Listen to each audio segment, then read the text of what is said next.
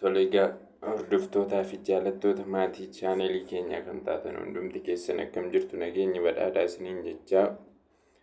Egaa akkuma yeroo darbee accounting 2 chapter accounting dhiifama accounting 1 chapter 2 part 1 waliin eegallee kutaa har'aa keessatti immoo part 2 qabannee isiniif dhufneerraa. Egaa kutaawwan darban keessatti accounting maal akka ta'e, seera deebitiif krediitii, chart of accounting, journal, accounting cycle, step meeqa keessa akka darbu waliin ilaalaa turre jechuudha. Egaan kutaa har'aa keessatti immoo waa'ee maalii ilaallaa? Waa'ee leejerii, postingii, trial baalaansii maal akka ta'an waliin ilaallaa. Egaa isa warreen darban sin yaadachiisuu fi warreen darban keessatti chart of accounting maal akka ta'e, joornaaliin maal akka ta'e ilaalleerra. Egaa waa ta'e sin yaadachiisuu fi chart of accounting keessatti biizinesii sanatu chart of accounting sana qopheeffataa. Biizinesii isaa irratti hundaa'eeti malee ofii waan kaalkuleet gootanii fiddan miti yoo haaraa isinitti ta'ee fi egaan joornaaliin maalidha jennee ilaalleerra. Yeroo darbe keessatti joornaal jechuun complete effect of business transaction tokko bakka tokkotti kan nu agarsiisudha jennee ilaalleerra jechuudha. Yeroo darbe akkamitti akka joornaalaayis goonus waliin ilaalleerra. Egaa mee har'a immoo toopikii jalqabaa posting the journal kan jedhurraa eegallu. Achi jalatti maal ilaaluun eegalla jechuudha? The ledger. Ledgeriin maal akka ta'e waliin ilaaluun eegalla. General ledgers contains the entire group of accounts maintained by a company jedha. Definition in ledgerii maalidha jedha? Entire group of accounts maintained by a company jedha. Kana jechuun tokkoon akkaawuntii kaampaaniin tokko qabu iddoo tokkotti baalaansii isaa wajjin kan nu agarsiisu book of secondary entry jechuudha. Journal entry'n book of original entry dha jenne.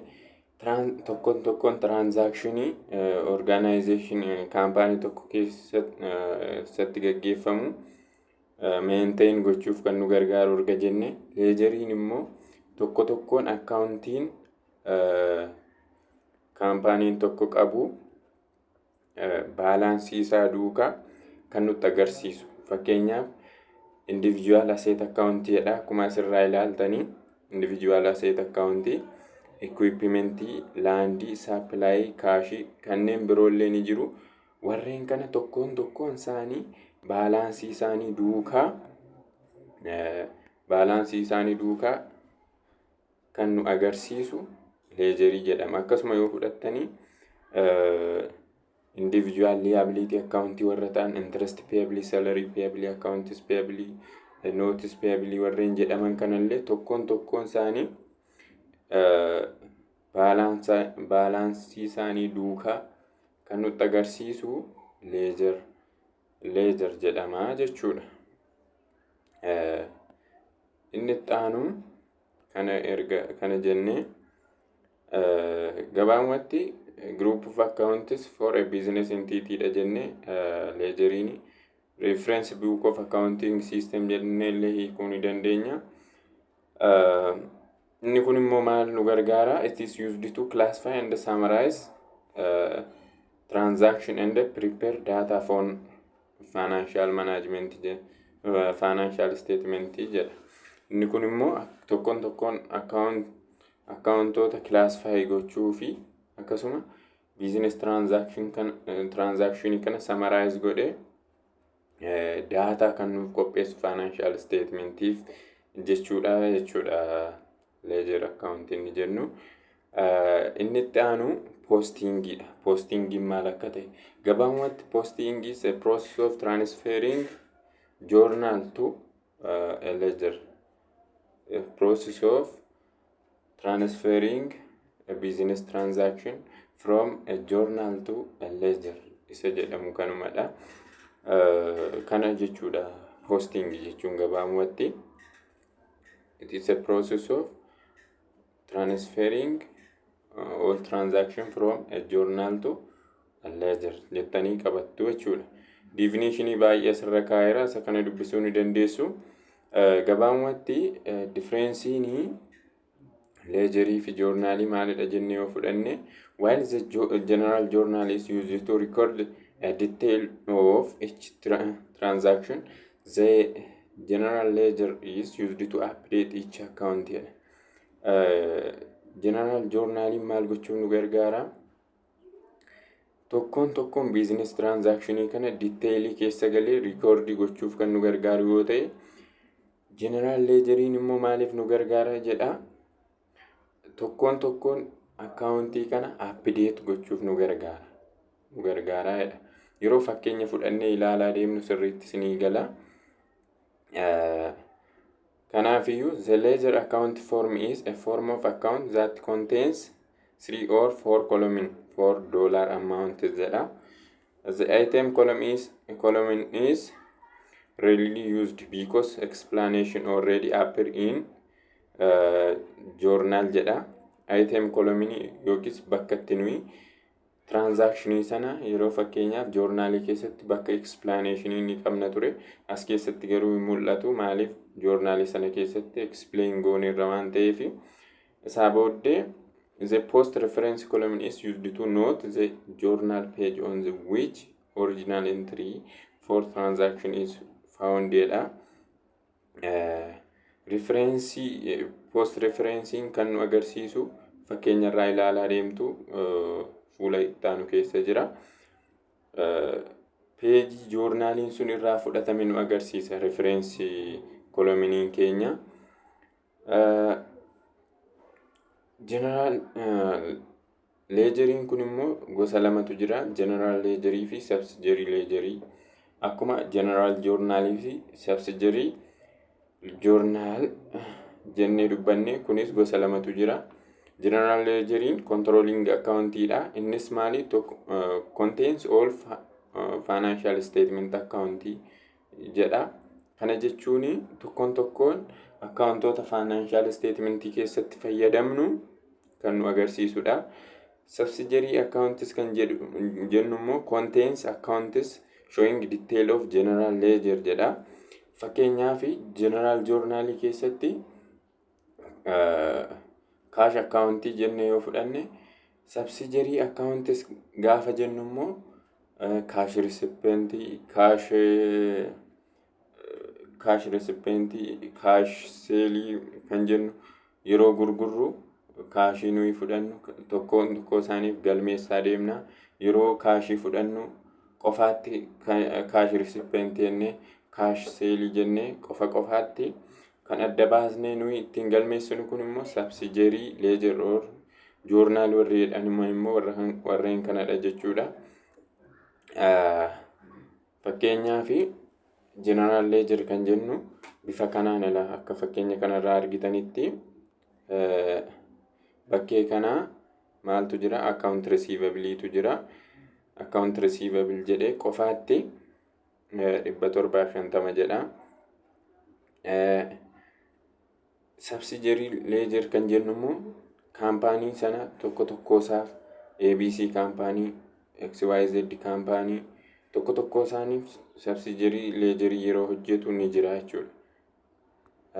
Kanaafiyyuu akkamitti akka garaagarummaa ledgerii fi general journalii adda baasuu fi fakkeenya kana ilaaluu ni dandeessu. Yeroo journalii hojjennu iddoo kanatti explanation ni jira. Ledgeriin immoo bifa kanaan qophoofti jechuudha. Garaagarummaa isaanii kanarraa ilaaluu dandeessu. Page kamirraa akka dhufte immoo bakka kana jirti. Yeroo sana ledgerii irratti immoo iddoo kanatti galmoofte jechuudha. Reference column irratti explanationiin ledgerii keessatti hin barbaachisu. Maaliif general journalii keessatti explain goonirra waan ta'eef jechuudha. Kanaafiyyuu ledger inni jennu akkuma sirraa ilaaltanii general journal inni jennu kaashii fi seelii iddoo tokkotti akka kanaatti nu agarsiisa. Ledger inni jennu immoo tokkoon tokkoo isaaniif fakkeenyaaf kaashiif qofaatti akka kanaatti nu agarsiisa. Deetiinis jira. Explanationiin reeriidha. Yeroo baay'ee ledgerii keessatti hin ibsamu. Journal page inni irraa fudhatame bakka kanatti ibsina. Iddoo bakkee kana jechuudha. Bakkittii kanatti bakka ledgeriin sun irraa fudhatame journalii peejii meeqaffaarraa akka fudhatame nu agarsiisa. Iddoo kana debit columnii, iddoo kana credit columnii, bakkittii kana immoo maalidha? Baalaansii nutti agarsiisa jechuudha. Account numberiin immoo bakka kanatti galmeeffamti. Account numberii kana eessaa dhufte jettanii itti yaadina. Maaliif kaampaanii isaa biizinesii isaa sana irratti hundaa'eetu assign godha waan ta'eef isa kanaaf ittiin cannaqamiina. Akkasuma ledger accountiin seeliifis qobaatti kunoo bifa kanaan agarsiisa. Akkuma sirraa ilaaltan deetiin jira. Explanation reeriidha isiniin jedheera. Peejii inni irraa fudhatame peejii 10ffaa bakka kanaa fudhatame. Deebitiif krediitii normaal baalaansii bakka kana kaa'aa. Bifa kanaan kan nutti agarsiisu ledgeriidha. Postingiin immoo maal jenne transferring transaction from journal to ledger jenneerra. Stepping posti goon immoo first in the ledger locate debit account named in the journal entry jedha. Debit account journal entry sana keessatti moggaafaman sana adda baasuu qabna yookiin agarsiisuu qabna. Enter the date of transaction in ledger jedha. In the post reference column and the journal page number of the entry jedha. Enter the amount of debit in the debit column of ledger jedha. Fourth, calculate the account balance and enter it in the appropriate balance column jedha. Fifth, in the post reference column of journal, enter account number to which amount has been posted jedha. Steepii kana keessa darbeetidha jechuudha. Mee fakkeenya isaa ilaallu. Yeroo sana isinii galaa deema waan ta'eef fakkeenyaaf general journalii kana qabnaa jennu. General journalii kana qabna akkamitti post goona. Steepii isheen 1 2 3 jettee asirraa argitan kuni steepii ittiin waan kana raawwannu nu agarsiisaa jirti. Jalqaba deetii kana akkuma jirtutti gadi finna. Deetii ishee argitan kana jechuudha. Ishee akkuma jirtutti gadi finne zan lammaffaa irratti maal goona? Accountittii kana akkas gadi fidannaa jechuudha. Bakka kana general journalii kana post gochaa jirra gara ledgeriitti jechuudha. Zan isaa booddee accountittii kana erga fudhannee steepiin sadaffaa nuyi goonu maalidha? Steepii sadaffaa nuyi goonu kunoo ishee kana gadi finna. Ammoo kaapitaalii dura kaashii fudhanneerra lammaffaa irratti kaapitaalii kana fudhannaa qofa isaaniitti jechuudha. Account numberii isaanii asirra kaawwanneerra. Then explanationiin reeriidha jenne. Iddoo reference jettu kanatti immoo journal peejii meeqaffaarraa akka dhufe amma fakkeenyaaf inni kun journal peejii waan jedha. Yeroo gara ledgeriitti gadi dhufu bakka kanatti barreeffama jechuudha. Then kaashiin kunoo asirraa deebiitii irra jira. Ishee kana akkuma jirtutti gadi finna.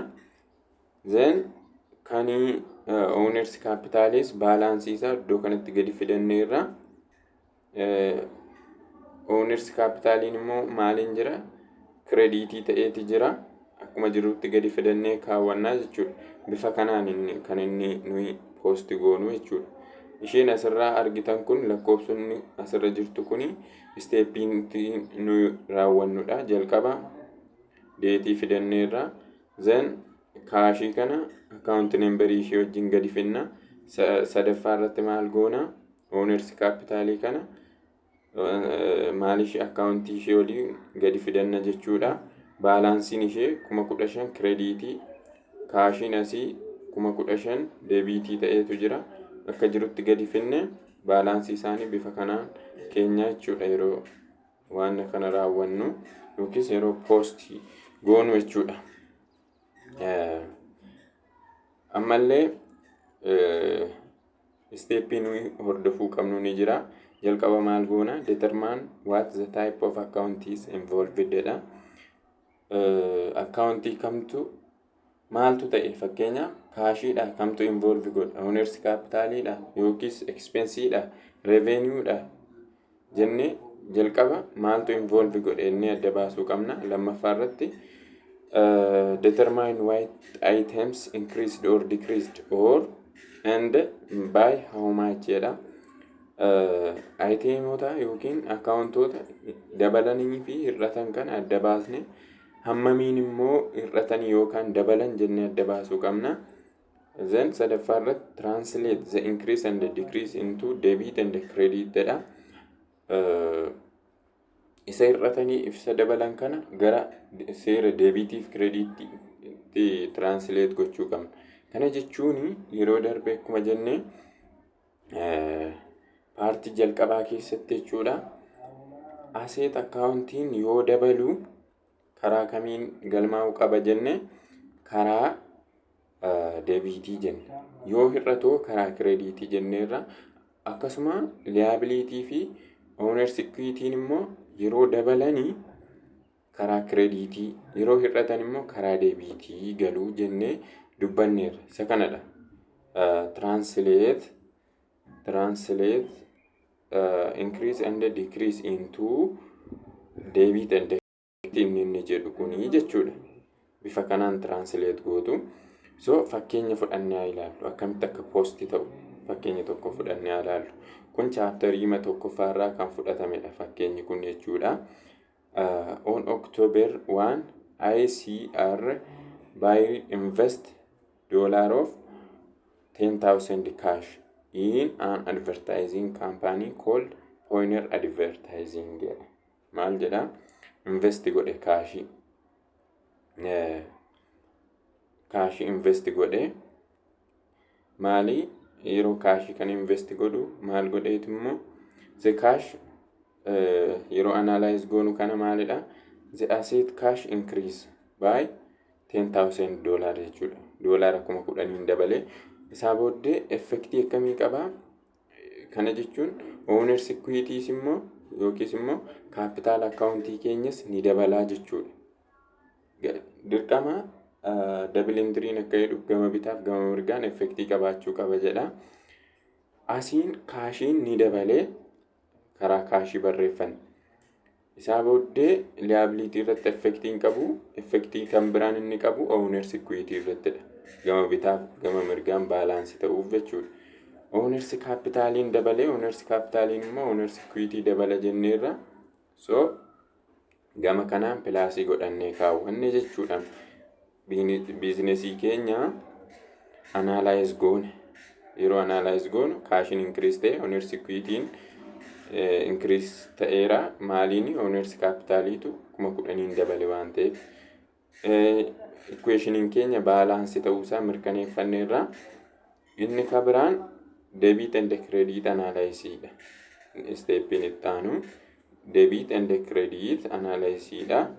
So kaashiin keenya debitiidha. Increase ta'e waan ta'eef asset accountiidha. Increase ta'e yeroo increase ta'u karaa bitaan galmaa debit ta'eetu jechuudha. 10,000 jechuudha. Amma immoo owners equity, owners capitaliin immoo dabale waan ta'eef credit ta'a 10,000. Owners equity'n yeroo dabalu karaa creditii galmaa jenneerra.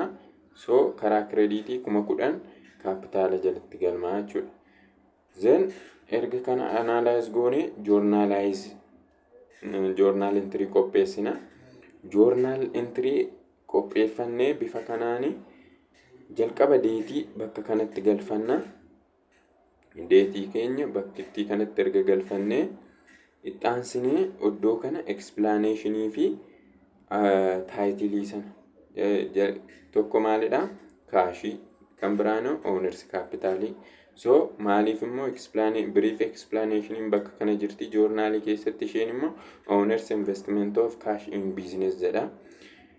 Biizinesii tokko start gochuuf kaashii 10,000 invest godhee owneriin sunii jedha. Explanation isaa booddee iddoo kana reference column irratti account numberii barreessina. Account numberii asii kaashii meeqa? 101 dha. Owners capitaliin 301 dha.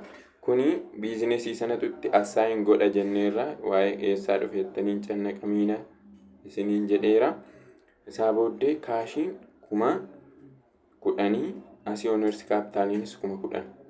Isaa booddee warreen kana yeroo posti goonu akkuma jirutti deetii kana gadi dabarfannaa.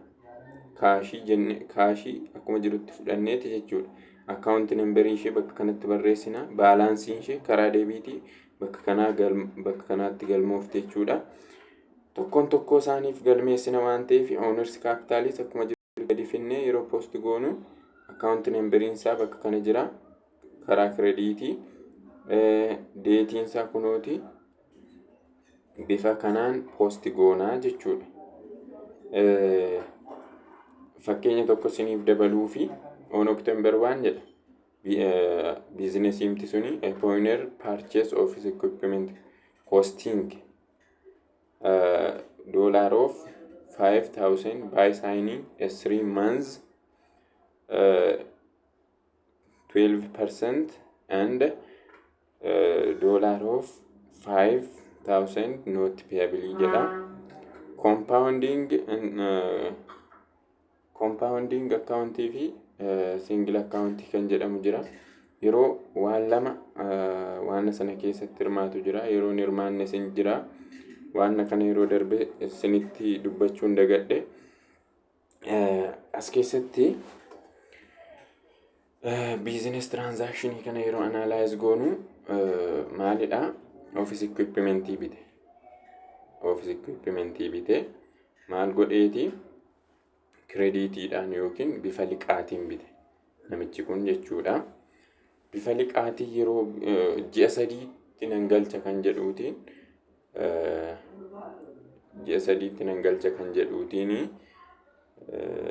liqaatiin bite jechuudha equipmentii kana. Yeroo analyze goonu kanaafiyyuu equipmentii increase godha asset accountii meeqaan 5,000.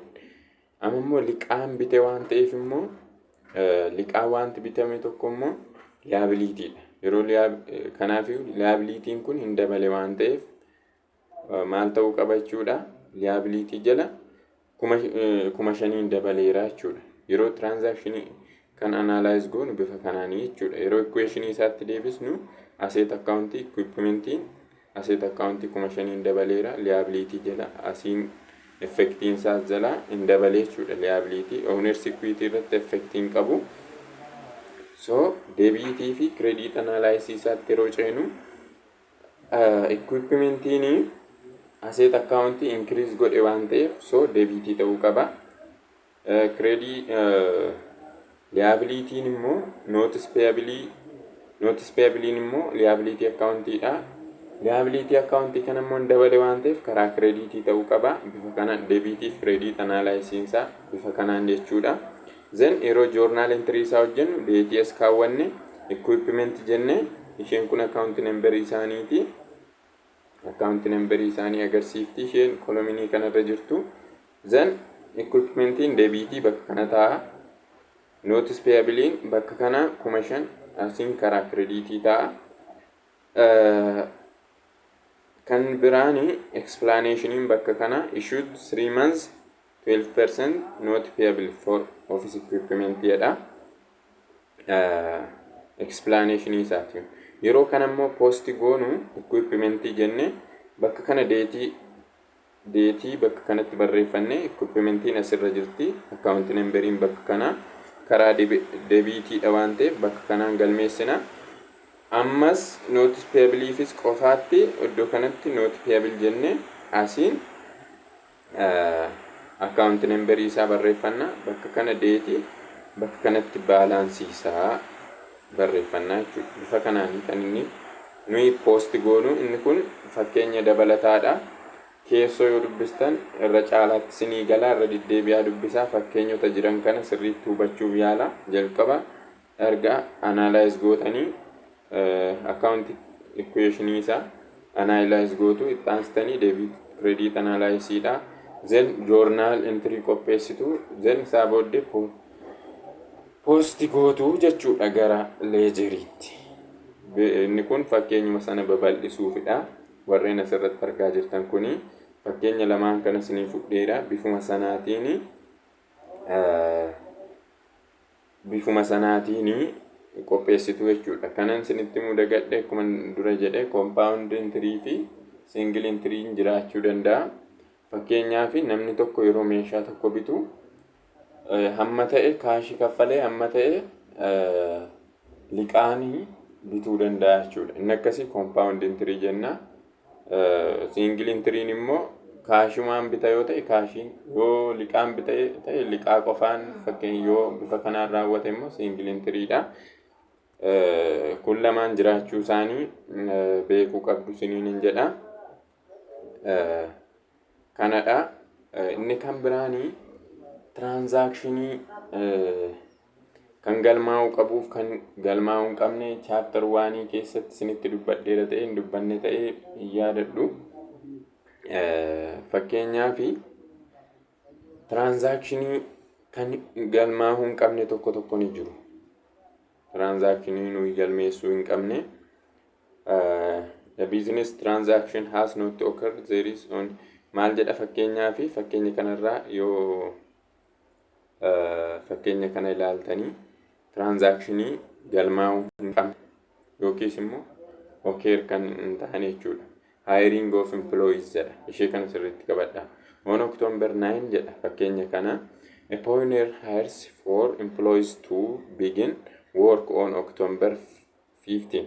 Each employee is to receive weekly salary of $500 for a 5-day work week.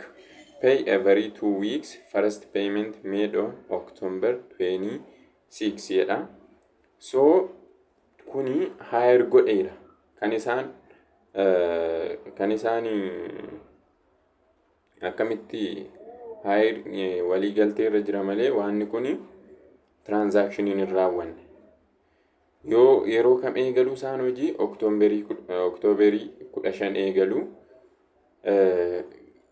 Yeroo kam immoo hire godhee employee arfan kana Oktooberii 9 kana employee godhe. Ganaa gara fuulduraatti waan raawwatudha. So transakshinii raawwate hin jiru, kanaafiyyuu galmeessuu hin qabnu. No transaction needed jechuu dandeenya jechuudha. Transakshinii nu barbaachisu warreen akka kanaa adda baafachuu qabdu. Kanarraan kan hafe warri kuni fakkeenyuma dabalataati. Sanuma babal'isuufidha. So mee general journalii fi general ledgerii wal bira qabnee ilaallu. General journalii kana fudhaa. Peejiin irraa fudhatame peejiin isaa tokkodha. Peejii general journalii peejii tokkoffaadha. So bifa kanaan kan qophaa'ee jiru jechuudha. Account title explanation bifa kanaan qophaa'a general journalii. General journaliin bifa kanaan qophaa'a. Reference column irra maal akka jiru ilaala. Deetiin iddoo kamitti akka barreeffamu, account title fi explanation akkam akka barbaachisu bifa kanaan qophaa'a jechuudha general journaliin. Kun sirraa ilaaltanii. General ledgeriin immoo bifa kanaan qophoofti. Amma general ledgeriidha kun. Bakka kanatti kan argitanii accountiidha. Tokkoon accountii kaashiin as jira. Balance sheet irratti warra argaman tokko isaanii yookiis financial statement irratti warra nuyi arginu tokkoon isaanii asirra jiru. Kaashiif qofaatti journal page kamirraa akka fudhatame. Isa amma nuyi asirraa page isa kanarraa fudhatame jechuudha tokkoon isaa. tokkoon asirraa kaashii kana asirraa walitti qabate jechuudha. Joornaal peejii tokkoffaa kanarraati jeneraal leejerii kana. Kaashiin jalqabarra osoo as deebitanii ilaaltanii kaashii meeqa qabnaa? 10,000 kana qabna. Yeroo isa darbe keessatti yookiis fuulota darban kana keessatti tiraanzaakshinoota raawwatan sanadha warreen kun. Akkamitti akka leejeriin qophaa'u immoo joornaalaayis erga godhamee asitti darba gara leejeriitti. Kanaafiyyuu kaashii ta'anii warreen dabalan kallattii deebiitii kana galmaa'u, kaashii ta'anii warri hir'atan kallattii kireediitii kanaa galmaa'u, baalaansiinsaa dhumarratti iddoo kana taa'a. Ishee diimattee mul'attu kanadha. Akkasuma saappilaayii warra aseet akkaawuntii ta'an kan toora kanaan ilaala. Warra liyaabiliitii akkaawuntii ta'an akkaawuntii peebilii, nootis peebilii, unearned service revenue warreen jedhaman kun immoo kanneen liyaabiliitiidha. Kan owners equities bakkee kanarratti akkuma argaa jirtan kana baalaansii isaanii duukaa bifa kanaan ka'a. Tokkoon isaaniif jechuudha. Akkaawuntii tokko isaaniif bifa kanaan nu agarsiisa. Joornaal peejii kamirraa akka fudhatame immoo referensi koloominii kanarratti nu agarsiisa jechuudha. Garaagarummaa akkasii qabu. Maalidha jechuudha isheen bifa diimaa kanaan babarreeffamteettu asirraa yoo ilaaltanii garaagarummaa deebiitiif kireediitii kana lamaaniiti jechuudha. Amma fakkeenya yoon isinii fudhe kaashiin deebiit kan ta'e kunoo asii 10,000, asii 200,000, asii 10,000. Asiin kireediit kan ta'e immoo amma wantiinsaa 9,000 dhiifamaa 900, 600, 500, 4,000 kana. Garaagarummaa isaanii kana isa asiiniif isa kana walirraa hir'isne kan nuyi argannu meeqadha jechuudha? 15,200 jechuudha. Kana 20,000, 21,200dha. Karaa deebiitii kan jiru, karaa kireediitii kan jiru immoo 900, 1,500, 2,000, 2,000, 4,000, 6,000. Yeroo walirraa hir'isnu 21,200 irraa 6,000 yeroo hir'isnu 15,200 dhufa jechuudha. Ishee didiimtuun kun garaagarummaa deebiitiif kireediitii gidduu jirtu walirraa hir'istanii argattu jechuudha. Bifa kanaan kan inni qophaa'u jechuudha. Leejeriin keenya jechuudha. Inni xaanu maalidha jechuudha? Pointer advertising serial balance, prepare serial balance. Inni kabiraan serial balance akkamitti akka qopheessu jalqaba joornaalaayis goonee ittaansinee poosti goonee irraa leejeriitti. Leejerii sanarraa immoo gara kamitti dabarsina jechuudha? Serial balance keenya qopheeffannaa jechuudha. Bifa kanaan maal akka ta'e ibsa isaa keessatti waliin ilaalaa deemna. Pointer advertising serial balance October 31, 2017 jedha. Bifa kanaan qophaa'eera akkuma asirraa ilaaltanitti jechuudha. Warri kun immoo eessarraa fudhatamanii? Leejerii sanarraa. Baalaansiin kun amma fakkeenyaaf kaashii sana 15,200 kun leejer akkaawuntii iddoo kanaaf fudhatamte. Bifa kanaan leejeriirraa gara serial baalaansiitti ceene egaa steeppii keenya arfaffaadha. Serial baalaansii qopheessuuni akkuma akkaawuntiin saayikilii keessatti ilaalle serial baalaansiin immoo maalidha jennee ilaallu. Meaningiinsa list of all accounts and their balance at a given point of time jedha. Maalidha jedha? Tokkoon akkaawuntii sana listi kan godhuu fi baalaansii isaanii duukaa yeroo murtaa'e tokkotti kan nu agarsiisu jedha. It used to prove mathematical equality of debit and credits in the ledger after posting jedha. Post erga goonee garaagarummaa deebitiif kireediitii gidduu jiru adda baasnee for each individual account tokkoon akkaawuntii sanaa garaagarummaa deebitiif kireediitii gidduu jiru adda baasnee baalaansii isaanii erga keenye serial baalaansiin immoo maal nu godha jechuudha? Seera double entry systemii keessatti deebitiif krediitii walqixa ta'uu qabuudha. Kanaafiyyuu tiriyaal baalaansiin keenya kuni walqixxummaa deebitii fi krediitii kana kan nuuf dhugoomsudha jechuudha.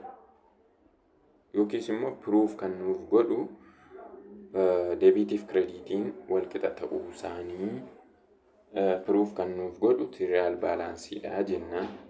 So inni kuni tiriyaal baalaansiin kuni ererii discover gochuuf illee nu fayyada. Errors that are discovered through tiriyaal baalaansi. Akkamitti ererii akkamiillee discover yookiin nu agarsiisuuf nu gargaara jechuudha. Costing unequal debit and credit amount for an entry jedha. Yoo kan akkamiin nu agarsiisuu danda'a? Debitiif krediitiin walqixa ta'anii postii yoo hin taane ta'ee isaan kana nu agarsiisuuf nu fayyada yookiin tiriyaal baalaansiidhaan adda baasuu dandeenya. Posting debit entry as a credit or by reversal.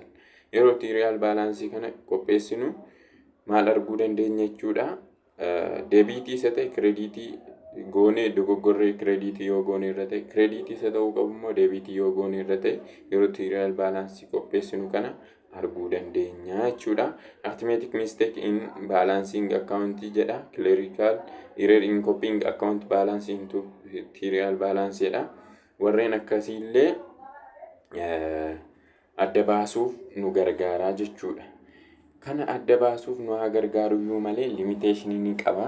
Tiriyaal baalaansiin limitationii isaa immoo maalidha? Tiriyaal balance may balance even when jedha. One, a transaction is not journalized. Yeroo hundaa itti of amanuu hin dandeenyu tiriyaal baalaansii yookiis rakkoo hunda adda baasuuf nu fayyadu. Al tokko tokko tiriyaal baalaansiin kun baalaansii ta'uu danda'a.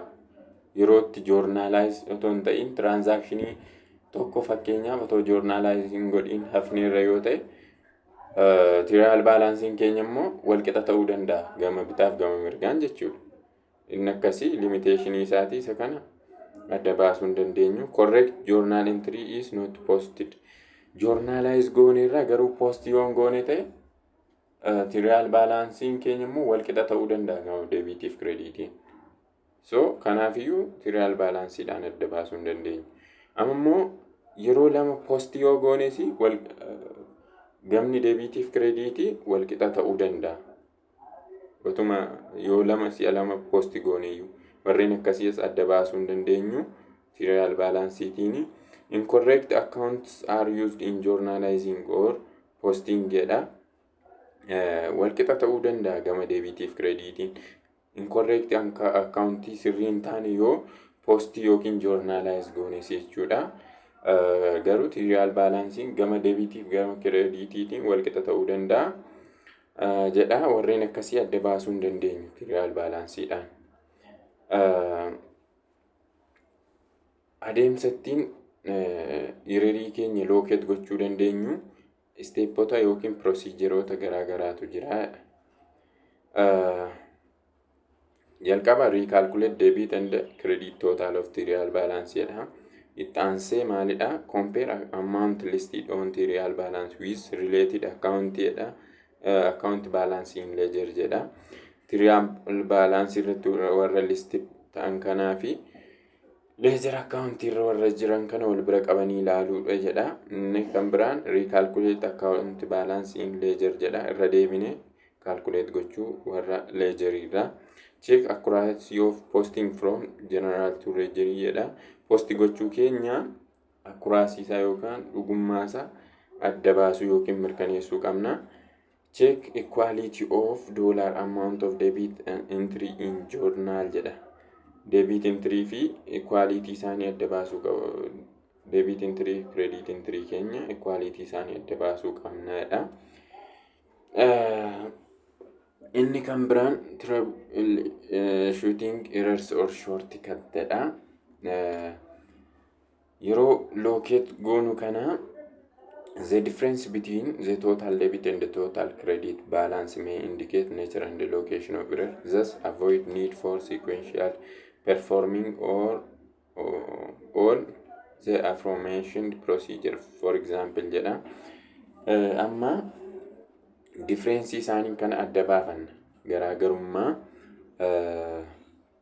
gara calculate goona yeroo trial balance keenya gama deebitiif gama creditii keenya walirraa hir'isneetu differensii isaanii yoo 10, 100, 1,000 warreen akkasii kan nuu dhufu yoo ta'e rakkoo akkamii qaba jechuudha. Trial balance suni addition error'itu jira jechuudha. Addition error'i qaba jechuudha. Differensii akkasii gidduu jira yoo ta'e. Yoo differensii sana yookiin gama deebitiif creditii walirraa hir'isnee differensiin nu ergannu sun lamaaf inni rama yoo ta'e immoo maalidha jedha? Rakkoon inni qabu listing of trial balance debit balance as a credit or vice versa, or omission of debit or credit entry posting to the ledger or debit or credit balance of account on trial balance jedha. Maalidha jedha? Garaagarummaan isaanii kun lamaaf inni rama yoo ta'e maalidha jedha?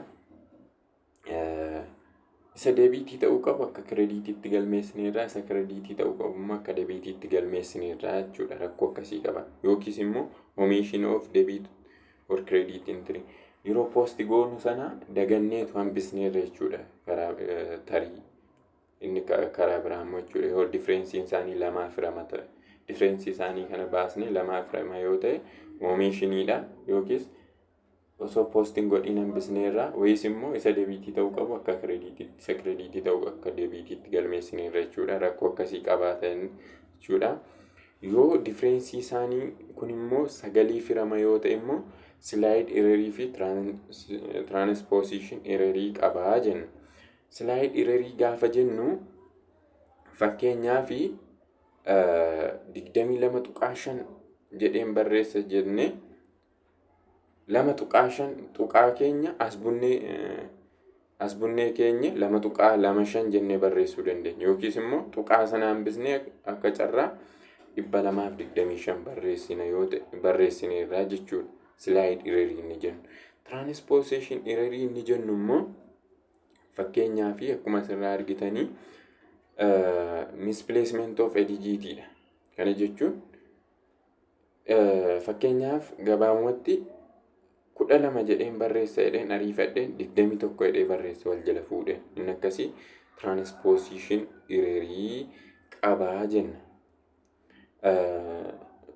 Differensii isaanii kana wal bira qabneetu yoo 9 firama ta'e jechuudha. Bifa kanaatiin kan nuyi locate goonu jechuudha.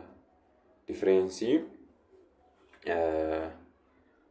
yookiis rakkoo trial balance keessatti uumamu jechuudha. Bifa kanaan galme locate goona error kana. Fakkeenya isaa ganaan sinii fudhaa. Yeroo rakkoo kana arginu immoo maal gochuu qabna? Correction procedure kana ilaala. Draw the line through the and insert correct title jedha. Yeroo fakkeenyaaf 2,000 kana dogoggora qaba yoo ta'e maal gochuu qabna jechuudha. Bifa kanaa gochuu qabna malee akka kanaatti guutummaa isaan balleessinu jechuudha. 2,000 jettu kana laayinii tokkoon akka kanaatti barreessinaa. Akkasuma immoo taayitilii sirrii ta'e kenninaafi jechuudha. Yookiis lakkoofsicha dogoggora ta'e sana bifa kanaan balleessinaa jechuudha. Mee duubattan sin deebisaa fakkeenya trial balansiin akkamitti akka hojjetamu adda baasuuf jechuudha. Waanni sin qabachuu qabdan inni guddaan garuu ammallee kana sanitti immoo asset accountii yoo dabalu karaa deebitii, yoo hir'atu karaa creditii, liability accountiin faallaasanii, equity accountiinis akkasuma faallaasanii yoo dabalan warri gama bitaa kuni gama mirgaa liability fi owners equity accountii yoo dabalan gama creditii yoo hir'atan karaa deebitiitii jenneerra. Ishee kana qabattanii ledger accountiin akka kanaatti jira. Bifa kanaan qophaa'etu jira. baalaansii isaanii kun bakka kanaatti barreeffamtee jirti. Kaashiin 15,200.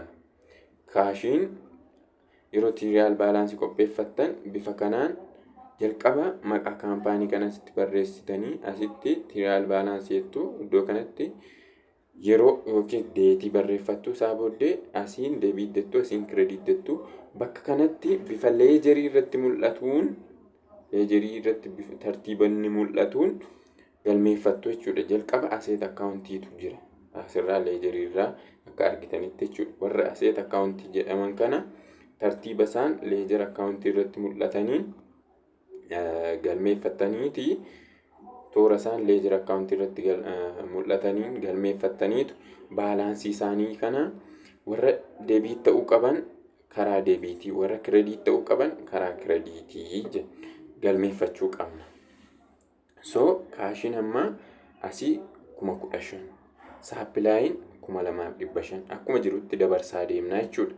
Asirratti dabarsaa deemna. Gama warra deebiitii ta'an kana jechuudha. Asitti fidaa deemna. Warra inkiriis ta'an amma aseet akkaawuntii warra inkiriis ta'anidha. Warra asirratti mul'atan kuni asirratti galmeeffachaa deemna. Isaa booddee deebiitii warri ta'an amma immoo warreen kamidhaa?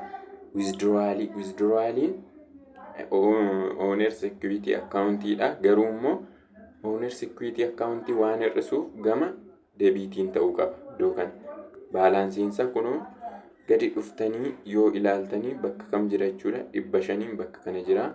Isa akka jirutti gadi fidattu deebiit gootu. Expensiinis owners equity akkaawuntii ni hir'isa waan ta'eef deebiit ta'uu qaba jennee kunoo 4,000 kana qabatee dhufeera. Rent expense, salary and wage expense warra jedhaman kana rent expense immoo 900 qabatee dhufeera. Deebiit ta'uu qaba. Bifa kanaan galmeessine amma immoo gara warra kireediit ta'aniitti ceena. Kireediit kan ta'an immoo yeroo aseet akkaawuntiin hir'atu jenne asii kan aseet akkaawuntiin hir'ateeru hin jiru waan ta'eef notice payabiliin liability akkaawuntiidha hin dabale asiin gama kireediitii ta'uu qaba. Akkaawunti payabiliin gama kireediitii ta'uu qaba. Unearned service revenue adjustmentii keessatti ni baranna kana accrued fi deferral waan jedhamu keessatti unearned service revenue liability akkaawuntiidha. Kanaafiyyuu hin dabale waan ta'eef inni immoo liability akkaawuntii gama kamiin ta'uu qaba jechuudha. Gama kireediitiin 2,200 kanadha. Owners capitalii akkuma laaltan 10,000 hin dabalee owners equity asiin dhufa jechuudha. Akkasuma service revenue owners equity akkaawuntii ni dabala 10,000 kanadha. Gama kireediitiidhaan galmaa isaa booddee galmeeffannee dhumarra kan nuuf taa'uu qabu gama bitaaf gama mirgaan yeroo hundaa wal qixa ta'uu qaba waan jenneefi wal nuuf qixxaachuu qabu gama deebiitii fi gama kireediitiin. Yoo laaltan doolaara 28,700 gama deebiitiin. Asiin gama kireediitiin yoo laaltanis doolaara 28,700 dha. Kanadha jechuudha. Saayinii doolaaraa kana immoo maal gootu? Jalqaba deebiitii irratti iddoo kana duwwaatti barraa akka seerri isaa jechuudha. Ammas jalqabuma kireediitii qofaa irratti bakkitti kanarratti barraa'etu hafa. Kan biraa bakka itti barreessinu hin qabnu.